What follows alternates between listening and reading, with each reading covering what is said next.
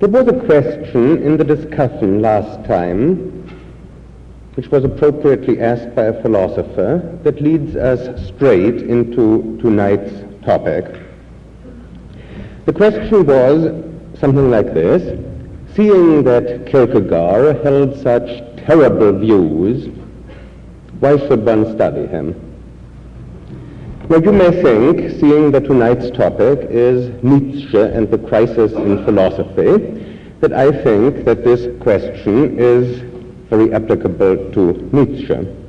I don't think so particularly. I don't think that his views, for the most part, were so terrible, though a few of them perhaps were. My point is that this question points straight toward the crisis in philosophy. Last week, when I spoke about Kierkegaard and the crisis in religion, I suggested that there were two factors in particular that accounted for the crisis in religion. One of those was a fairly obvious one in the case of religion, namely the emergence of scientific thinking, which has produced great problems for religion. The other factor was a more nearly timeless factor, namely organized religion poses a problem for the genuine religious spirit.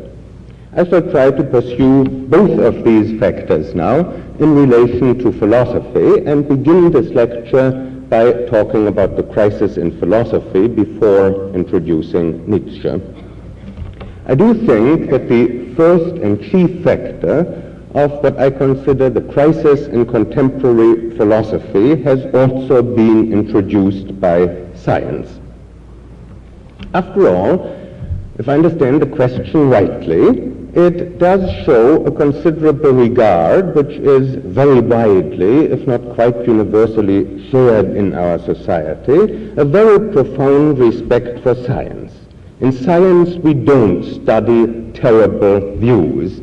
In science, we don't deal with people of whom we think that they are clearly wrong. Philosophers today do, on the whole, want to be scientific. They want to emulate the sciences, not for any cheap motives, not because they want to have the same sort of prestige that scientists have, but for the best of motives. Science has made enormous progress for several centuries now, and incredible progress in the lifetime of most of us, and so one wonders whether philosophy could possibly do better than to imitate science. Now, where is there a crisis here? Here I think philosophers are one up on the theologians. It's perhaps one of the few areas where their one-upmanship exceeds that of the theologians, and what the theologians would admit, I think, to be a crisis in philosophy, the philosophers call a revolution in philosophy, and that, in spite of the Un-American Activities Committee, sounds rather good. A revolution in philosophy suggests progress in philosophy, and something that we need not worry about. But there is a crisis in philosophy here. One way, I think, that I can illustrate it is with a story of which I'm not at all sure whether it is true, although I've heard it from many sides.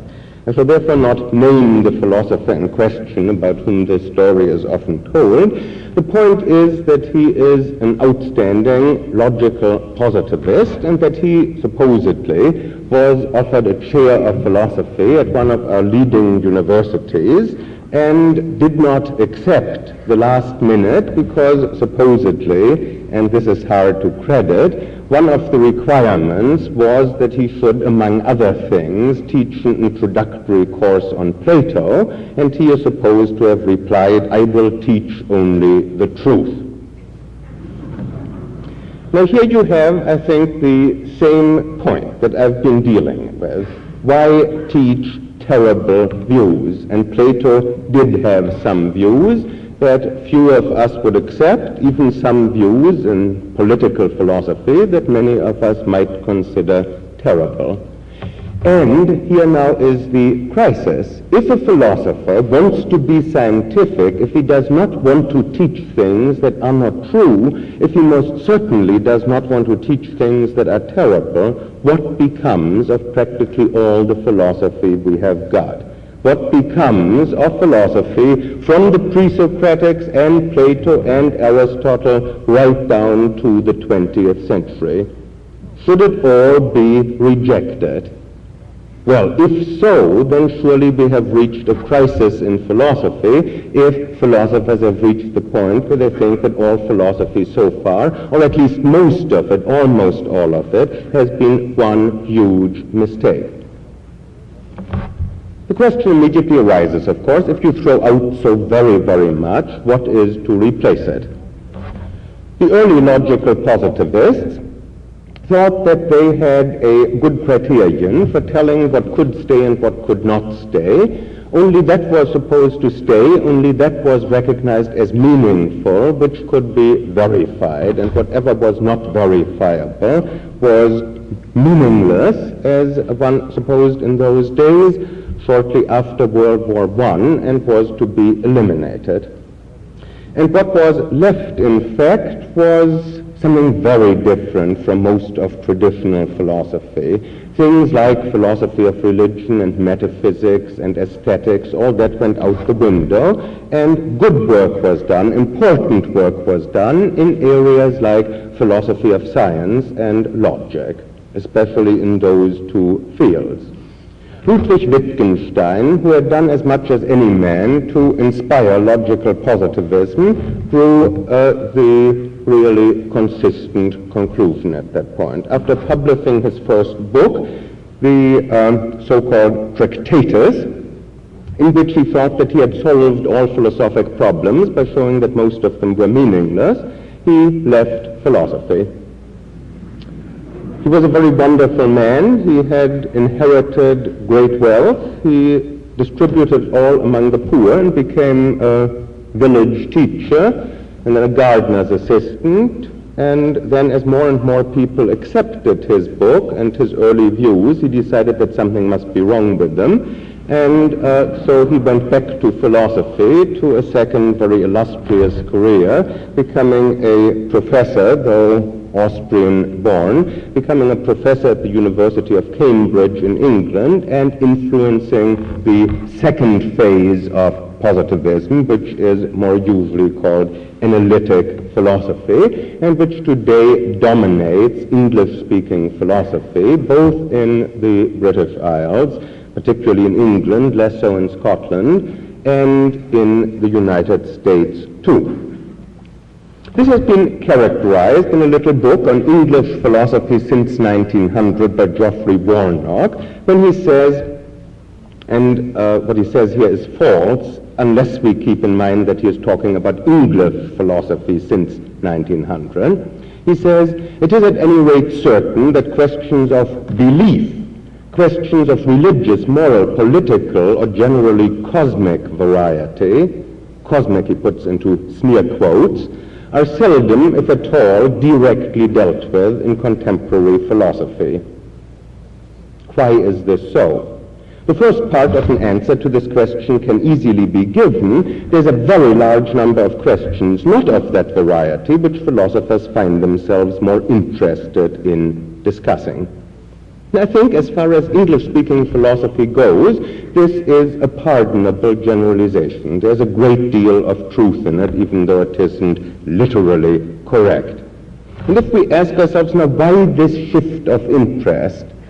It doesn't seem to be true of society generally that it is no longer interested in questions of religious, moral, political variety. People are quite interested in those. Why aren't philosophers interested in them anymore? I think the answer, the chief answer, answer number one at any rate, is they want to be scientific.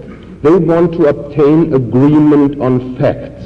They are embarrassed by disagreement among philosophers, and they despair, sensibly, of obtaining agreement on questions of religious, moral, political, and cosmic variety.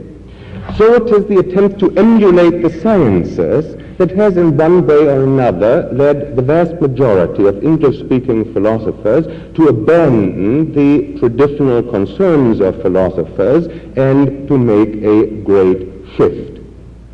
There are other reasons here which lead me to the second factor, but let me begin by still subsuming them under the attempt to emulate the sciences.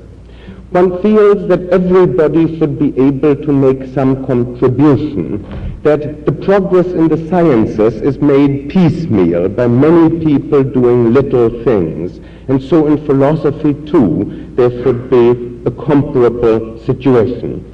And when one of the outstanding living English philosophers, Gilbert Ryle, suggests that the analysis of what he calls systematically misleading expressions, and I quote an early essay of his, is what philosophical analysis is, and this is the sole and whole function of philosophy, he is motivated partly, I think, by a desire for something that can be done with precision and accuracy. He is also motivated by the desire of staking out some area in which philosophy will not conflict with science, not be shown up by the progress of science, but on the contrary, where it will be possible for many competent people to make contributions and conceivably even to engage in teamwork of a sort.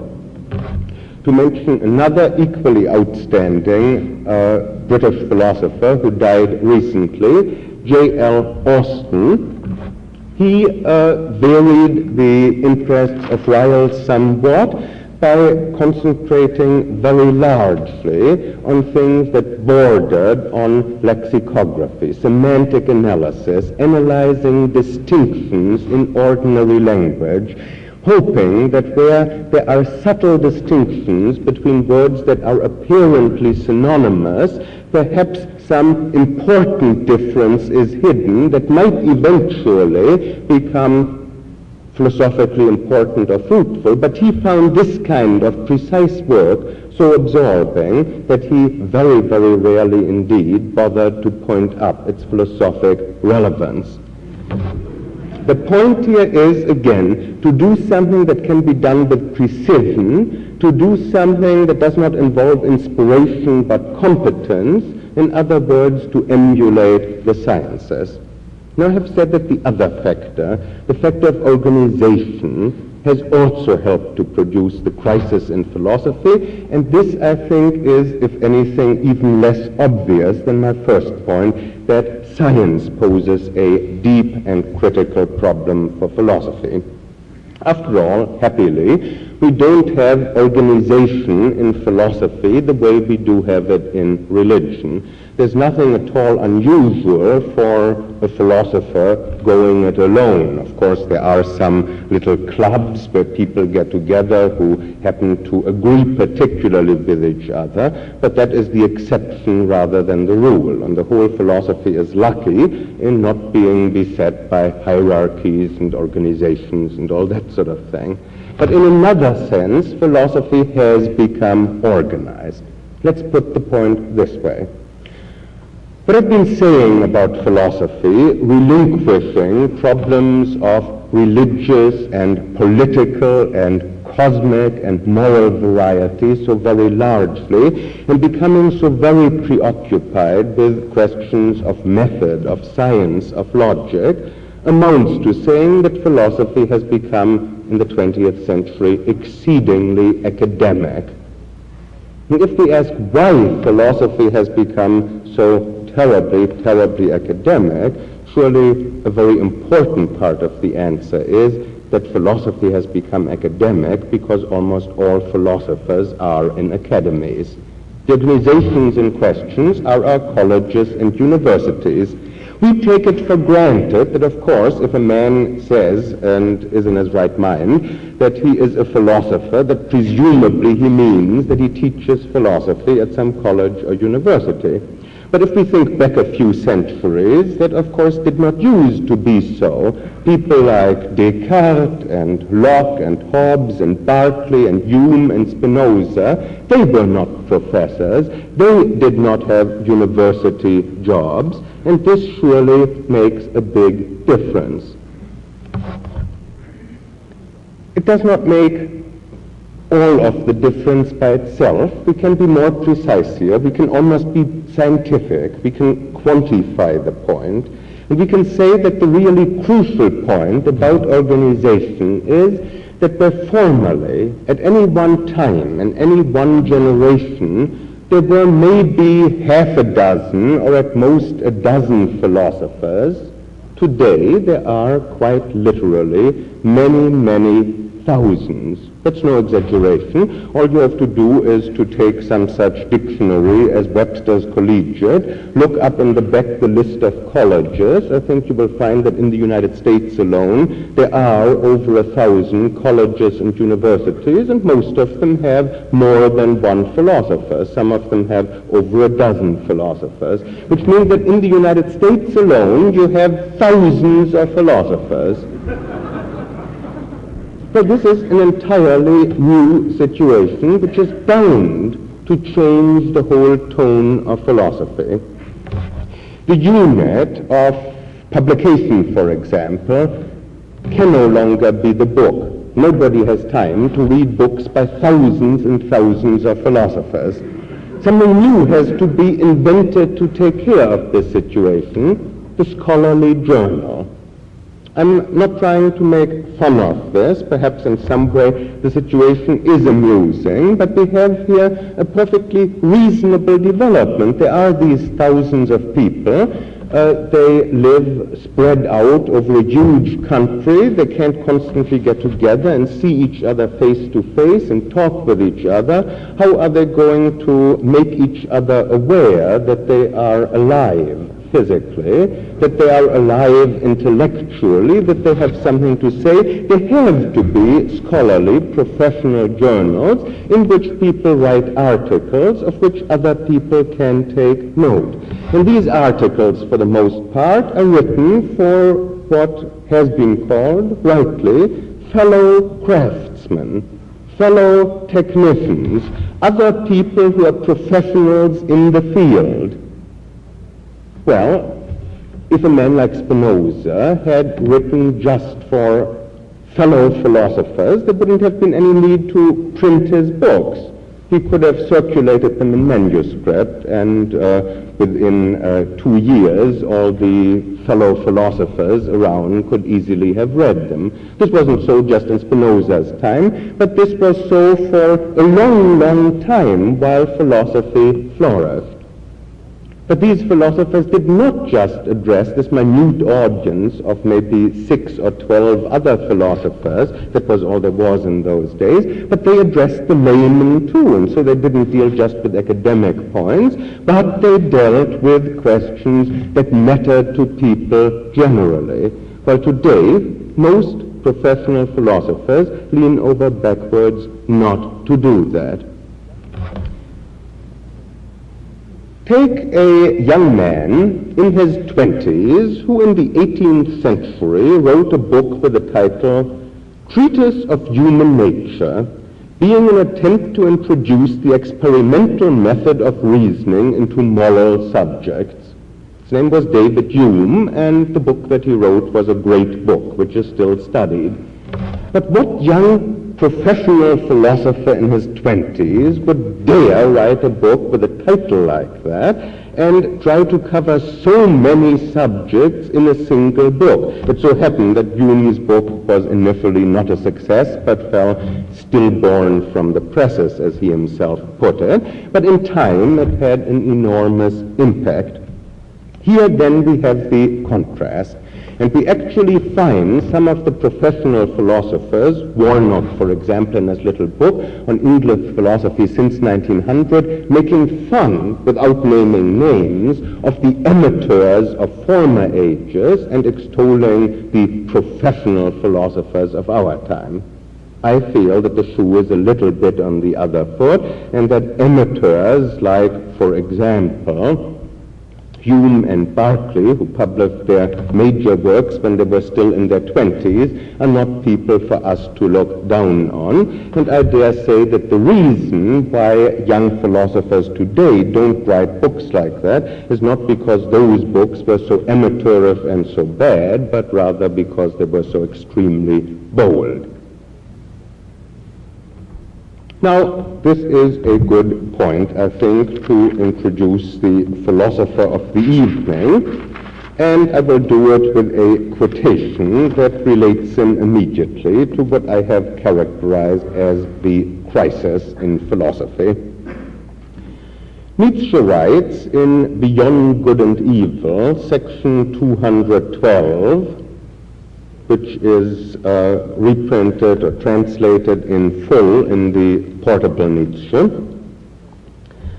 that traditionally the great philosopher has always stood in opposition to his today. I'm abbreviating the section. The great philosopher traditionally has stood in opposition to his today.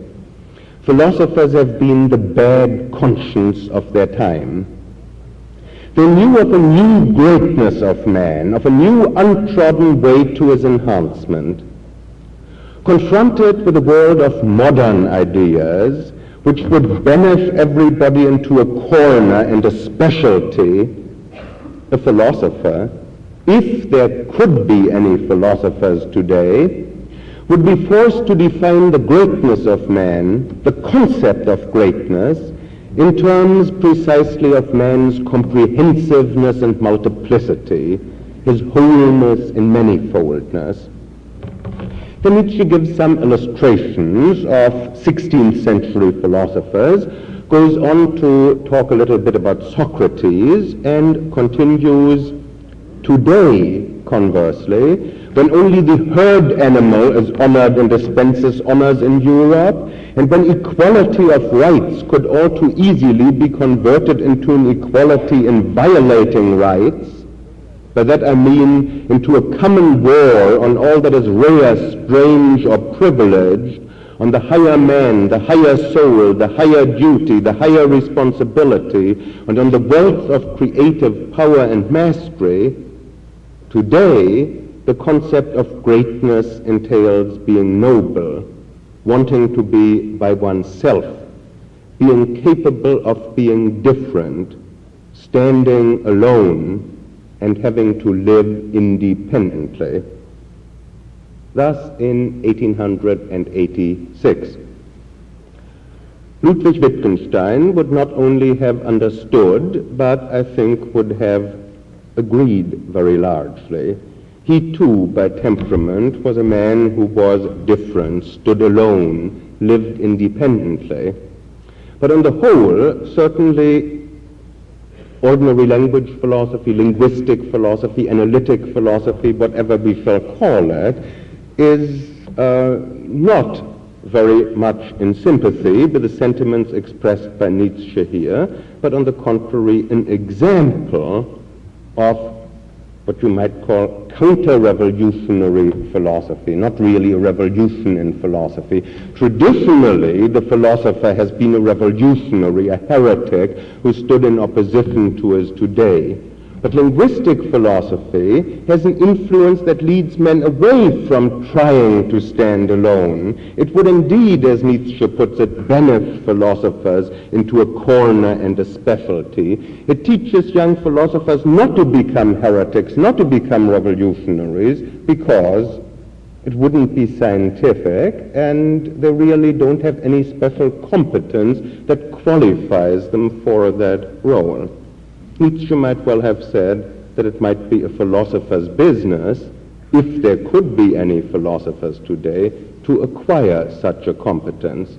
And if you should say, well, it would be terrible if we trained all our young philosophers to become revolutionaries of this sort, this would just bring intellectual chaos, the answer would be that if you decide that nobody should even try things that not everybody can do, surely that would amount to what Nietzsche calls a common war on all that is rare, strange, or privileged. on the higher man, the higher soul, the higher duty, the higher responsibility. Now here we have Nietzsche, another man who is widely considered to be a man with terrible views, even more so than Kierkegaard. Kierkegaard really isn't considered that. It was just I who, out of pure cussedness, brought out that Kierkegaard really had some views that would strike many people as terrible, some of which somehow I take perverse pleasure in. I sort of think that they're thought-provoking, that they make us rethink things that we had taken for granted, that even where I cannot agree with him at all, I learn something from him because he makes me reflect on things that otherwise I might not have reflected on. In Nietzsche, on the other hand, because everybody thinks that he has such terrible views, I sort of swim against the stream here too, by trying to point out that his views really weren't quite so terrible, and what I just read you is a good example. Some people get their hackles up as soon as they hear Nietzsche speaking about the herd animal. This shows his being undemocratic and all that sort of thing. But if you listen once more to the words that I just read you, I wonder whether most of you wouldn't agree that what he characterizes here is precisely some of the most disgraceful things that have happened in our own democracy since World War II, namely that an equality of rights could all too easily be converted into an equality in violating rights, into a common war on all that is rare, strange, or privileged, on the higher man, the higher soul, the higher duty, the higher responsibility, and on the wealth of creative power and mastery. We've had a lot of that since World War II. But let us generalize and not engage at this point in any special pleading for Nietzsche. Let's say, all right, he did have some terrible views, like Kierkegaard and like Plato and like Homer and like Dante and like Dostoevsky, all people who are terribly worth reading and who had perfectly dreadful ideas about all sorts of things. Homer obviously took a great delight in cruelty, thought that it was terribly funny to beat up a hunchback. Dante's sense of humor was even much more gruesome than that. And if it wasn't humor, it's even worse. And in Dostoevsky's case, perhaps some of you are not aware of some of his perfectly dreadful opinions. Here then is the question, is philosophy perhaps in some sense closer to literature than to science? In literature, certainly, we don't consider it necessary for a great writer first to assure us that he has wholesome views. Is philosophy similar to that? Well, perhaps at least partly so. Perhaps there are some similarities between philosophy and poetry, philosophy and literature. Men share what Tolstoy once called a fear to understand things that clash with their own customs, privileges, or beliefs. I think we all share that fear. Some of us are a little more housebroken than others. Some of us have mastered this fear to some extent. Some of us perhaps are never conscious of this fear, but still, I think all of us find, if we are very honest with ourselves, that on occasion we don't try very hard to understand things that clash with our own customs, privileges, or beliefs. And just as it is one of the functions of literature to force us to enter into ideas, views that clash with our customs, privileges, and beliefs, so philosophers too might have this job, among others, to make men more sensitive to other points of view, to show men how an outlook that's widely slandered and despised looks and feels from inside. To that extent, a philosopher, I think, is closer to an artist, and particularly a novelist or a dramatist, than he is to a scientist. Now, there are differences, however. A novelist or a dramatist may occasionally examine an argument. He really doesn't have to. A philosopher constantly has to evaluate the arguments for and against alternative positions. And this can be quite thrilling. This can be quite interesting to do this. This is an important part of philosophy. The point that I'm making is not particularly original or revolutionary in our time. It was made long ago by Socrates in that perhaps most famous saying of his, that the unexamined life is not worth living. It's part of the function of a philosopher to lead people to examine their lives. And one way of doing that is by being provocative, by provoking people, by offering them terrible views to make them think. Wittgenstein has put this point beautifully, if only in a posthumously published letter to a younger friend and student. I'll quote it. "What is the use of studying philosophy if all that it does for you is to enable you to talk with some plausibility about some abstruse questions of logic, etc., and if it does not improve your thinking about the important questions of everyday life, if it does not make you more conscientious?" I know that it's difficult to think well about certainty, probability, perception, etc., but it is, if possible, still more difficult to think or try to think really honestly about your life and other people's lives. And the trouble is that thinking about these things is often downright nasty.